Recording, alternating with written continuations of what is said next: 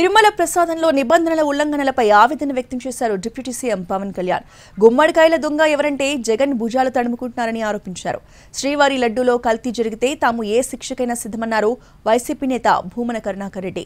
మొత్తం ముసుగులో పవన్ కళ్యాణ్ ఆటలాడుతున్నారని ఫైర్ అయ్యారాయన. గత ముఖ్యమంత్రి స్థానం ఉంటేనే ఏం చేస్తాం?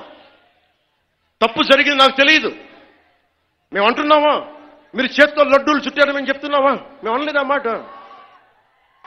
తిరుపతి ప్రసాదంలో కూర్చొని గత ముఖ్యమంత్రి కూర్చొని లడ్డూలు చేశారు, మీరు అపవిత్రం చేశారని మేము మాట్లాడట్లా. ఎక్కడ చెప్పలా మాట. గుమ్మడికాయ దొంగ ఎవరంటే భుజాలు తడుకున్నాడు ఆయన. మనకి ప్రాసిక్యూట్ చేయండి, దీని మీద ఇన్వెస్టిగేషన్ చేయండి అంటే రాజకీయం చేస్తున్నాం అంటారు. రాజకీయం ఎక్కడ చేస్తున్నాం? మాకు అవసరం ఏముంది? మీరు ఆలోచించండి. ఇంకా మమ్మల్ని తిట్టడానికి కూడా ఇంక 3-4 సంవత్సరాల టైం ఉంది. 3 నెలలు అయింది వచ్చి. దేన్ని డైవర్ట్ చేస్తాం ఇప్పుడు? I'm not blaming him, but I'm blaming the board constituted under his leadership. We have an issue with that.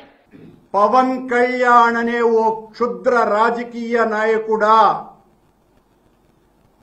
మతం ముసుగులో ఈ రోజున నువ్వు ఆడాలనుకుంటున్నటువంటి ఈ నాటకంలో నీవు చేయబోతున్నటువంటి హైందవ సంస్కృతికి